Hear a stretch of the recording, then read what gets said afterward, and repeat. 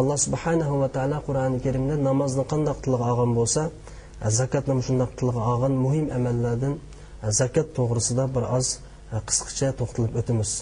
Shuning uchun men tövanda Allah subhanahu va taala va taqaddasniki zakatni kimlarga berish to'g'risida tilovat qilingan oyatlardan bir qancha oyatlarni qarindoshlarga tilovat qilaman va uning ma'nolarini hurmatli ustozimiz Eysa Qarajim akimizdan qarindoshlarni xabardor qilishini umid qilaman.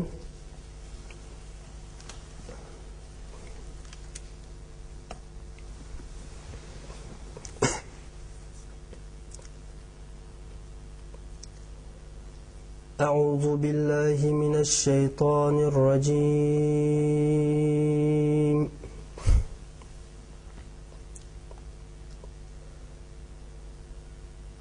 ومنهم من يلمزك في الصدقات فإن أعطوا منها رضوا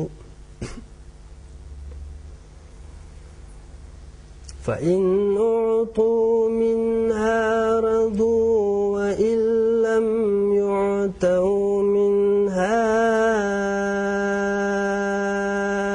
إذا هم يسخطون.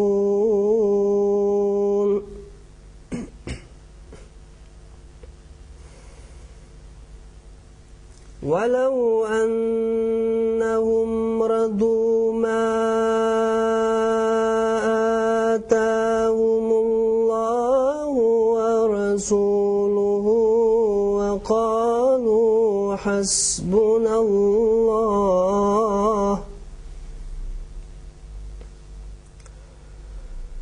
وقالوا حسبنا الله سيؤتينا الله من فضله ورسوله إنا إلى الله راغبون.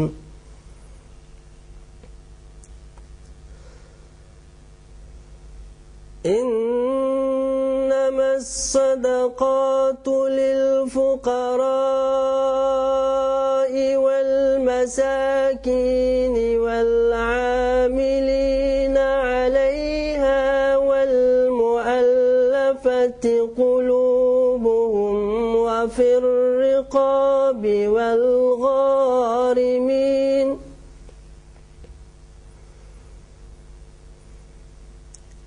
الرقاب والغارمين وفي سبيل الله وابن السبيل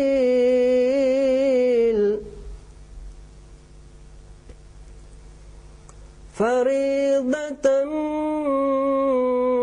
من الله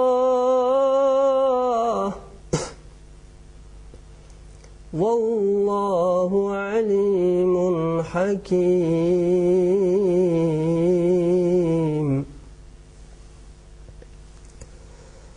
ومنهم الذين يؤذون النبي ويقولون هو أذن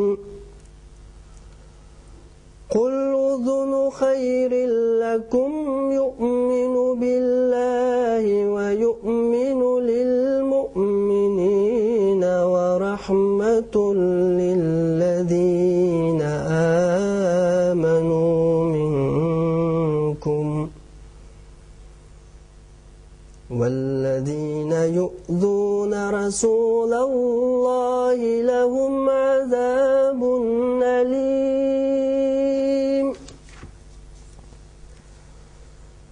يحلفون بالله لكم ليرضوكم والله ورسوله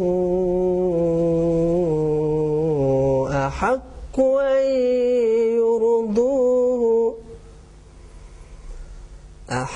أن يرضوه إن كانوا مؤمنين.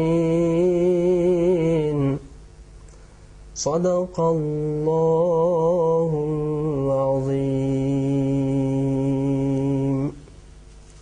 Assalomu alaykum va rahmatullohi va barakatuh. Tövəndə biz Allah subhanahu va taala va taqaddasninki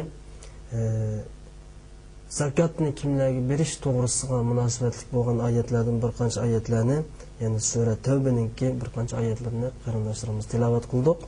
Tövəndə ustozimiz bu oyatlardan bir qancha oyatni bizga tafsir qilib turdi. Rahmat. السلام عليكم ورحمة الله وبركاته. إن الحمد لله نحمده ونستعينه ونستغفره ونعوذ بالله من شرور أنفسنا ومن سيئات أعمالنا. من يهده الله فلا مضل له ومن يضلله فلا هادي له. ونشهد أن لا إله إلا الله وحده لا شريك له ونشهد أن محمدا عبده ورسوله. أما بعد. Hürmetli qarindoshlar,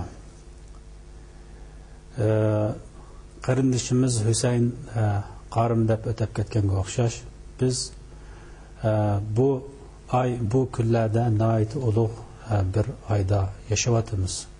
U bo'lsa-mu Ramazon oyi. Allohning payg'ambari Muhammad sallallohu alayhi va sallam xabar berganidek, bu ayninki beshi rahmat, o'tirisi mag'firat, oxirisi